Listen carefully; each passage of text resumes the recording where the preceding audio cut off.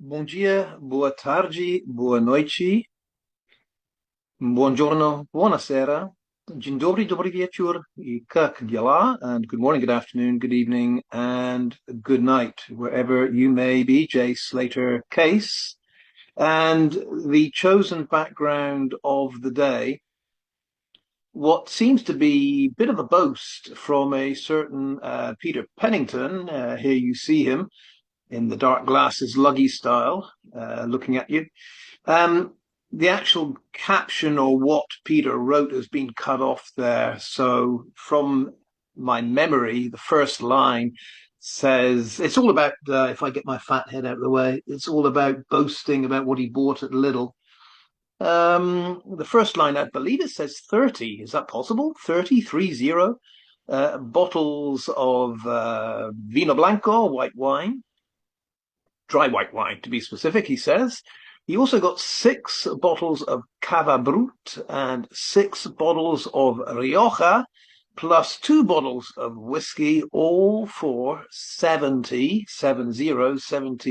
euros. As Pedro Pennington says, how cheap is that? He's actually sitting with someone. I don't know if that is D or if that's Kaz or none of the above. The squeeze of the day, whoever that might be, is right there with him, both looking jolly chuffed that they've bought all of that staggering amount of alcohol for 70 euros. My only question is, presumably that purchase, the 30 bottles of wine and the 6 bottles of Cava Brut and the 6 bottles of Rioja and the 2 bottles of whiskey, presumably that was all for Chris.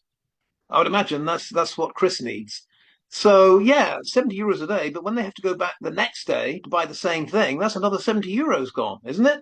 I'm assuming, correct me if I'm wrong, that this is a daily thing for Chris when he's in those stressful situations of having to cover up the truth, and it gets to him. All right, that is not, I hasten to add, the point of the video today. The point of the video today is all about the word troll. I wanted to look into this because this word has been overused, has been misused, and I think it's time to correct the record and deal with the word troll, Troll. I actually didn't know much about this word until fairly recently. I'd seen it around, oh, stop trolling, or you're being a troll. And I didn't really understand what it was, because to me, a troll was one of those funny little creatures in folklore that, I don't know, got up to mischief and lived under a bridge and caused mayhem. But apparently that's not what it is in the world of technology. So I had to go to a dictionary, of course. Before we get to the dictionary definition, I just want to say that the reason this word troll is very important is because it seems, the number one accusation thrown at, a bit of mudslinging going on from the accident group when they say troll, tragedy troll, Debbie's being trolled, troll, troll, troll. But I believe what they're doing, what the accident group are doing with this, Debbie and her allies, is instead of using the word critic, which I believe is what we truly are. We are critics. We critic in the Greek sense of the word. We analyze. We analyze what people say. We analyze what people do. We analyze situations and we comment on it. Now, that to me is criticism and it is also commentary. But where this word trolling comes into it, I am not sure. I think it comes into it because it's become a negative word. You don't hear the word troll used in a positive way. And so it's a catch-all word that gets thrown at people, I guess, to make them feel as if they're some kind of cheat or some kind of nasty person.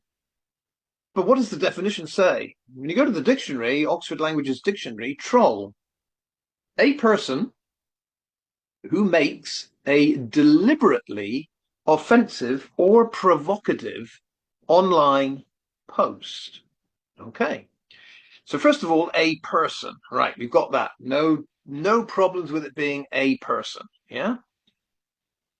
So I guess that means if I have any bots in my account that are throwing out what look like trolley type messages, If it comes from a bot, that bot can't be a troll because a troll is a person, right?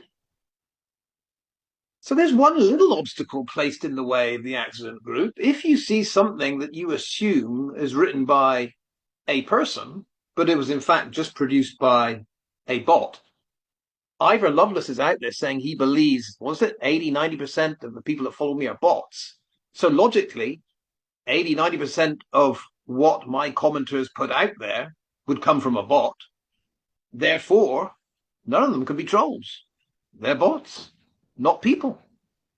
All right, let's get over that first obstacle. A troll is a person who makes a deliberately offensive or provocative online post.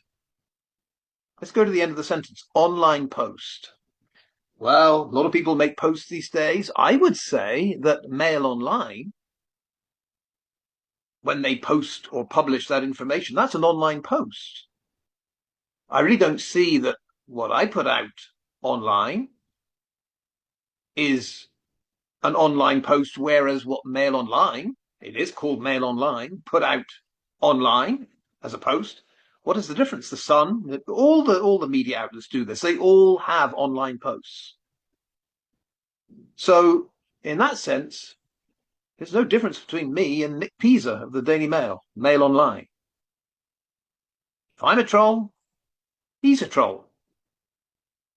Except let's look at the definition again. A person who makes a deliberately offensive or provocative online post. Let's go with the second one, offensive or provocative. Does Nick Pisa hope to provoke anyone when he writes his online posts? I would think so. That's his business. Surely he is hoping to provoke as many readers as possible to keep reading and following what he says. If Nick Pisa, when he writes for Mail Online, is not trying to provoke people into reading, thinking about, really considering in depth everything he says, then he's not much of a writer. I would go to the extent of saying every writer aims to provoke a reaction in their audience. Otherwise, what would be the point in writing? If you're not trying to provoke a reaction, what are you trying to do? You know, if I sit here and write, it's a beautiful day, I think I'll go for a stroll. Well, I'm not provoking anyone, but that's not the kind of writing that you find in a case such as the Jay Slater case. I would say nearly everything, whether it's by Katie Davis, Nick Pisa, any of them, I would say it has to be somewhat provocative. Otherwise, no one's going to read the next piece. What about deliberately offensive? No, I do not think that the likes of Nick Pisa, Katie Davis, write anything that is deliberately offensive. It might end up being offensive. Oh yeah, it might do. If Katie Davis or Nick Pisa writes that Mark Williams Thomas says that Jay had knives down his waistband and in case it kicks off, yeah, that could be offensive because in a scenario where Jay, we are told, died by accident, saying that he felt threatened and had knives down his pants, I would think that is offensive. I would think that is very offensive to everyone that knew from day one this had to be an accident.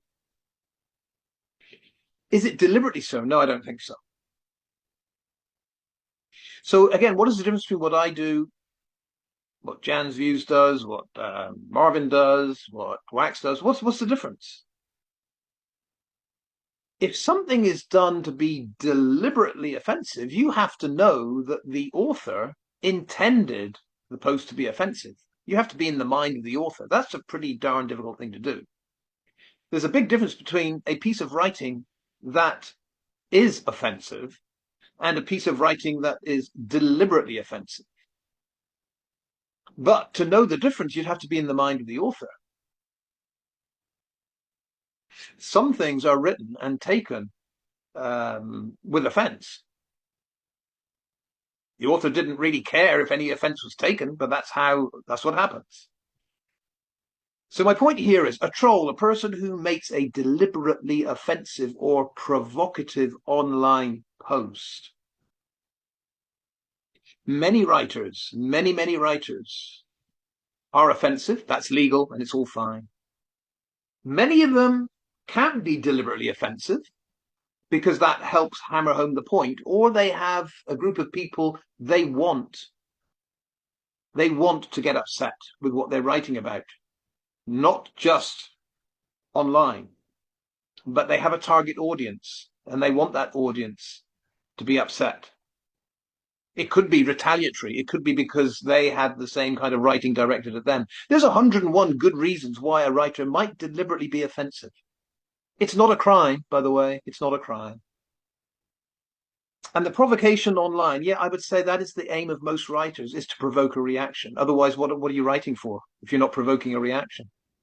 We're writing just to inform. Yeah, but you're monetized. You're monetized. If you're a newspaper, if you're a journal, you're monetized. You have to sell. The best way to sell is to make sure readers come back. The best way to make sure readers come back is to be somewhat provocative. Otherwise, they ain't that interested. So what I'm saying is this dictionary definition of a troll doesn't just cover, I don't know, the likes of online content creators in the J. Slater case. It covers, I would think, in many cases, most writers. But there's a second part to it. Under troll, it also says make, and this is where it's a verb, to troll, to make a deliberately offensive or provocative online post with the aim of upsetting someone or eliciting an angry response from them. Now, this is where I can safely say I do not troll anyone at all, because I can assure you, I never have the aim of upsetting someone without having been targeted myself. That's the key there. Provocative online posts with the aim of upsetting someone or eliciting an angry response from them.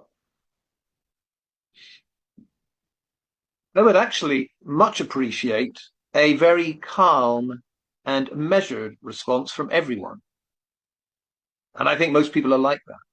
So on the second part of that, an angry response from them. No. My aim is always to get a calm and reasoned response that can be debated in its to the fullest extent. Now, the first part is interesting, with the aim of upsetting someone, in the sense that, as I said, if someone has already done this to me, I am actually fine with doing the same back. When it's retaliatory, I don't mind upsetting someone if I know that was the aim of what they did to me in the first place. So in that sense, I may well have trolled someone if I had the aim of upsetting them. Yeah, it's entirely possible. But then I would submit that nearly everyone in the world has done the same thing. Anytime online you have responded to someone that you feel absolutely sure, you feel they deliberately targeted you, they tried to upset you, that was their aim, and you do the same in retaliation, I guess both parties then have become trolls. But what is odd with this, in this situation of both parties giving a back and forth, both acting as trolls and both trolling, what we never get when we listen to the mainstream media is recognition that it happens in both directions. We never ever hear that. The idea of being a troll in the J. Slater case is always only those that look to get the truth from the J. Slater family, Jay's friends, mainstream media, the authorities, the coroner. We never hear of any trolls that are doing the same in the other direction. I mean, you could argue, let's just take this to an extreme. You could argue that when Debbie Duncan sits down in every single media appearance she's ever made, that she's being a troll. Is she, when she does that? Is she trolling? Does she have the aim of upsetting someone? With the aim of upsetting someone? Does she sit there knowing that she's going to upset? People like me, people like Wax, people like our followers. I think she does, and I think she doesn't care. I think she quite likes the idea that she might upset us with Jay's Law. Surely she knows that any petition that is geared up to removing the free speech rights of people that, up to now, have had the right to say negative things about grieving families, about anyone. Grieving families don't have a monopoly on being upset by online words. Does she know when she starts talking about Jay's Law, she will be, what are the words? Upsetting someone. I believe so. I believe she knows that. And in that sense, she's just as much a troll as anyone else. And that might explain why Debbie Duncan does her media appearances always with a smirk.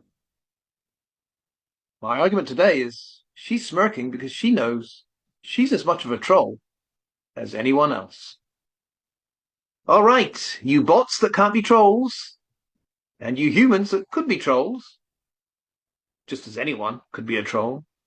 Let's leave it there. Hasta luego, adios, hasta la próxima. See you next time.